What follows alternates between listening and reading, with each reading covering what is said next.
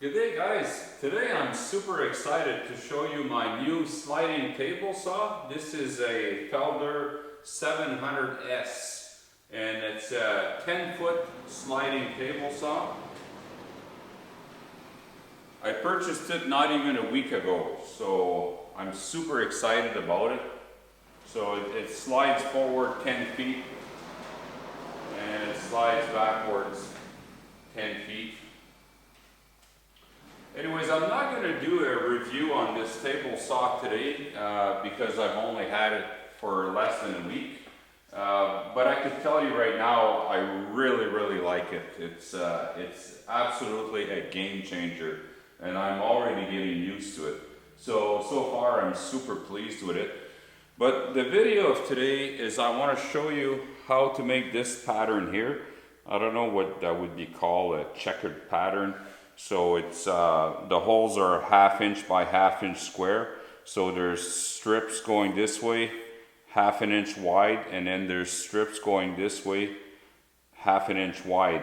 But I got to make a bigger one out of cherry because I'm making a stereo system unit, and everything's going to be enclosed, including the speaker is going to be inside the unit. So this checkered pattern here is going to be in front of the speaker so that the sound can come out on the other side. So the speaker is going to be kind of hidden. So anyways, today with the sliding table saw, I will show you how to make this pattern here.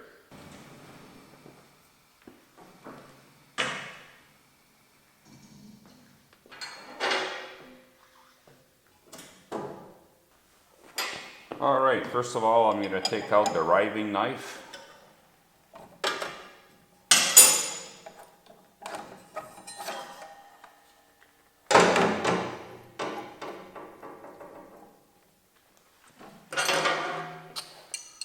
Now we'll take out the blade.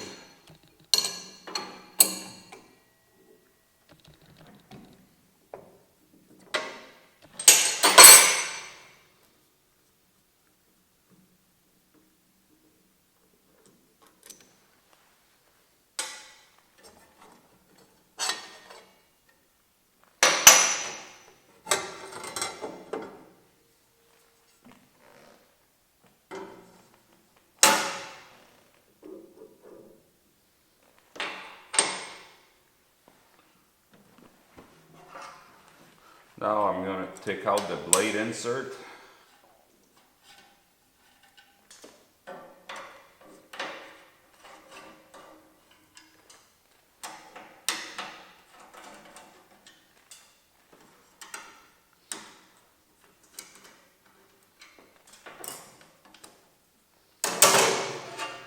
Alright, this is the insert here for the dado blade.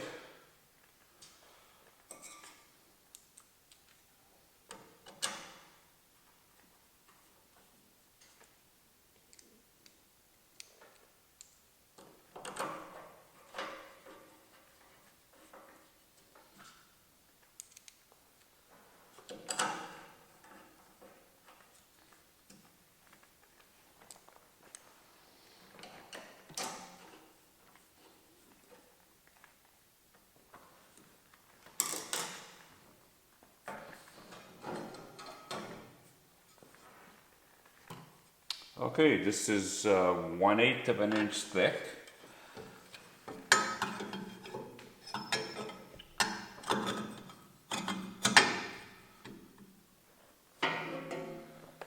And this cutting knife here is 1/4 of an inch thick.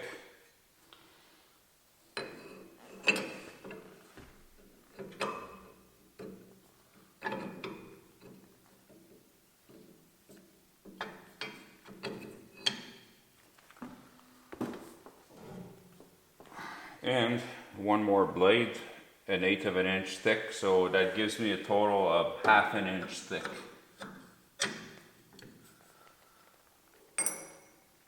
Now I have to add a few shims here.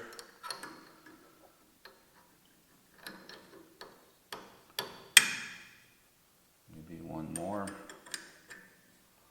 That looks about right.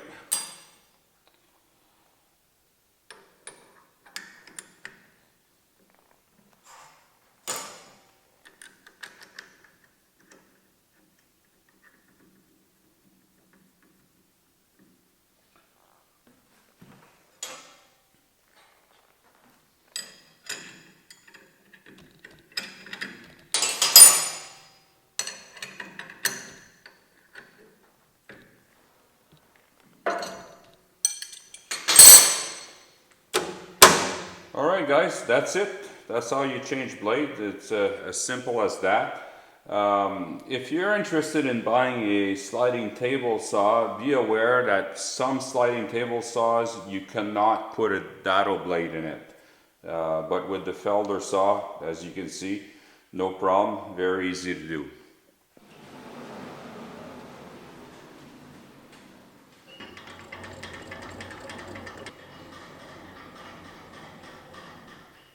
Alright guys, here's my piece of wood here. This is cherry, and it's planed down to approximately 7/8 of an inch. So I have to make my dado groove halfway through the board. So I have to set the blade here, the dado blade, at about 7/16 of an inch in height. But it's not quite that high yet, so what I'm going to do is do the groove and slowly bring the blade up until it reaches about halfway into the wood. Okay, and this is my crosscut fence here, and my stopper right now is set at 36 inches. So remember the pattern, the square are 1/2 inch. The dado blade makes a groove 1/2 inch wide. So that means I have to make a groove, and every time I make a new groove, I have to set my stopper an inch less. So the next groove will be at, I have to set it at 35 inches, and then 34 inches, and then so on.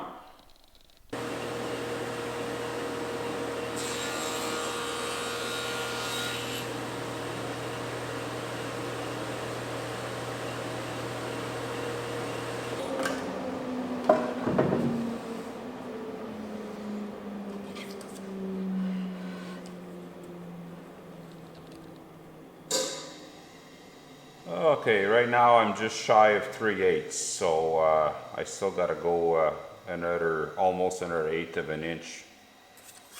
So I'll just raise the blade a little bit more until my groove is exactly halfway. Alright guys, so I got my first groove. It goes pretty much exactly halfway. It doesn't have to be exact to the thousandths of an inch, but you need to get it close. The reason it doesn't have to be absolutely exact is because this piece of wood is planed down to almost 7/8 of an inch. Once I put my pattern together, I will put it through the thickness sander, because this has to be 3/4 of an inch thick. So even if it's not perfectly halfway, that's fine, because it's going to get sanded after anyways. I don't know how many strips I need to do for this pattern. Probably 2 boards I have enough, I'm not sure. But if I'm going to take the time to set this absolutely perfectly every inch, I'd rather have too much than not enough. So I got these 4 boards here, and I'm going to do all of them. So what I'm going to do is make my first groove in all 4 boards. Then I will set my stopper from 36 inches to 35 inches, then do all 4 boards again, and then 34 inches, do all 4 boards, until I can get as close to the end as possible. As you can see here, I put a line here with a black marker only on one end, and I will explain why I did this later in the video.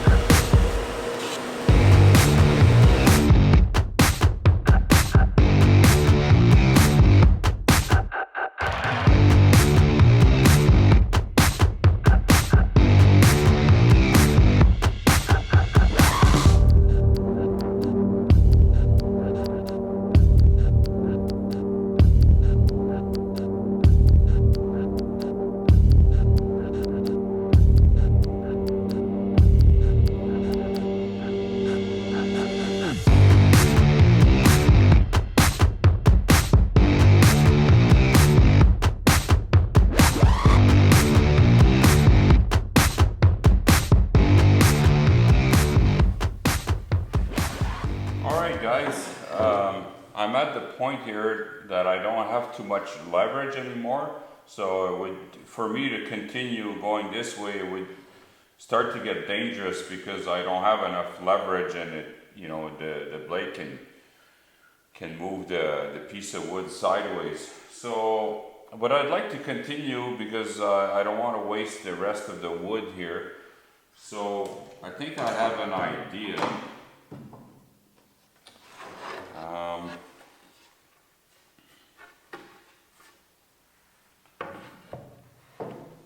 Maybe set the dado groove into the last slot here.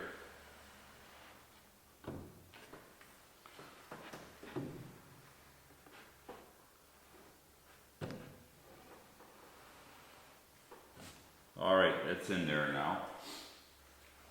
So now I'm going to move my cross-cut fence.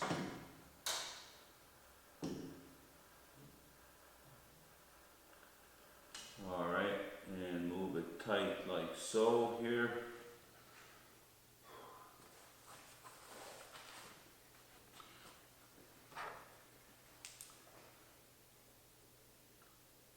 So what I got here is 26 inches plus. So what I'm gonna have to do now is reverse. So go the other way. So then I'm gonna go 27 inches plus, 28 inches plus, 29 inches plus, and so on until I make my grooves all the way to the end. That way I'm not gonna waste any wood. So, all right, let's do this.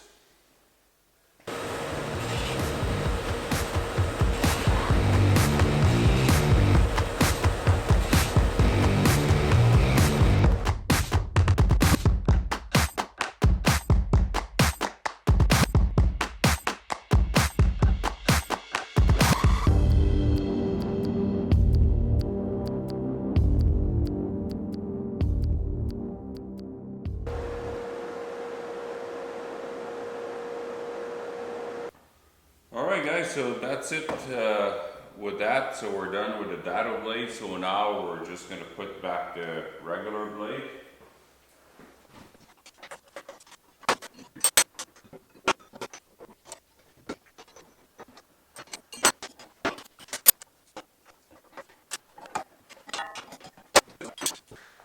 Alright, what the next step, what we need to do is set my ripping fence to 1/2 inch away from the blade, because remember the slots, the dado blade cut the slots at 1/2 inch wide.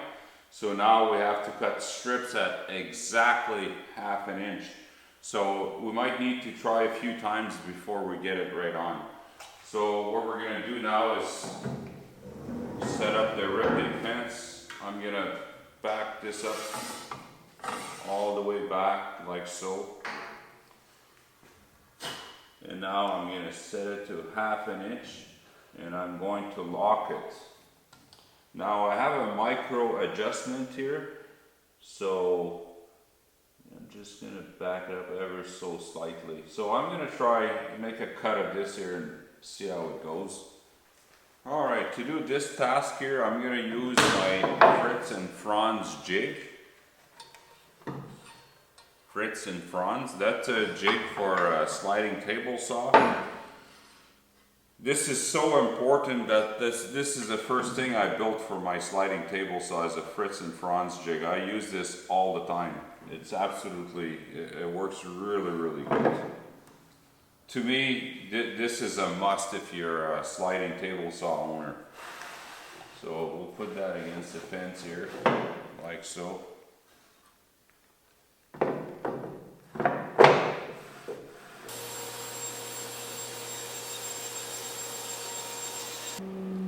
Alright, now that I cut one strip, I need to see how well it fits, so we're going to break this in half. And now we're going to see how it fits here. So it's a little bit loose. So that means we're going to have to bring this, this back a little bit. So this is my micro adjustment here, so I'm just gonna bring it back ever so slightly, and we're going to do another cut.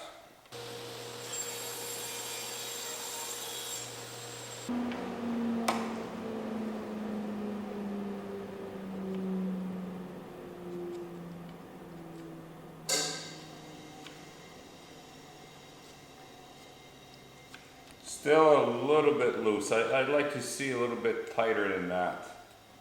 So let's back up this here a little bit more. Okay, now I'm struggling to put it in there. It's a little bit tight.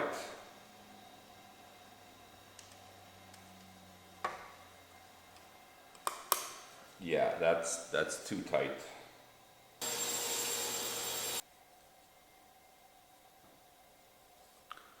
I think that's about perfect.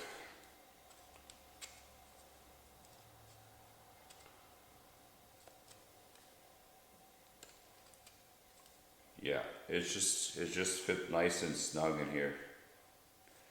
So actually I'm having a hard time taking it out, which is good.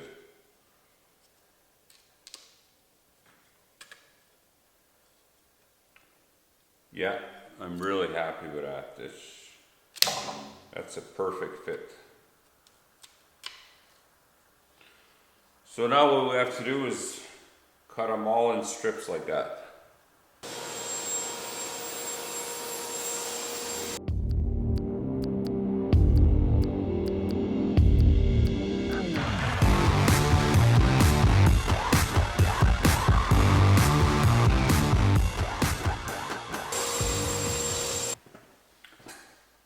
Alright guys, so earlier I showed you that I put a mark with a black marker on one end. So this is really important, and now what I'm doing is I'm putting the mark all on the same end. So all these here, I got the black marker line. Alright, now I'm gonna start putting the pieces perpendicular. And again, I'm going to use the black mark on this end here. And the reason that is why I put all the black marks on this end is because when I was setting the stopper for the cross-cut fence, I was doing it by eye. I had to do it every inch. Well, I cannot be precise to the thousandths of an inch on every single one of them. So if the fourth slot is slightly more than half an inch offset, then they're all going to be the same. So that's the reason that it's really important to put the marker line here and make sure they're all on one end this way and all on one end this way.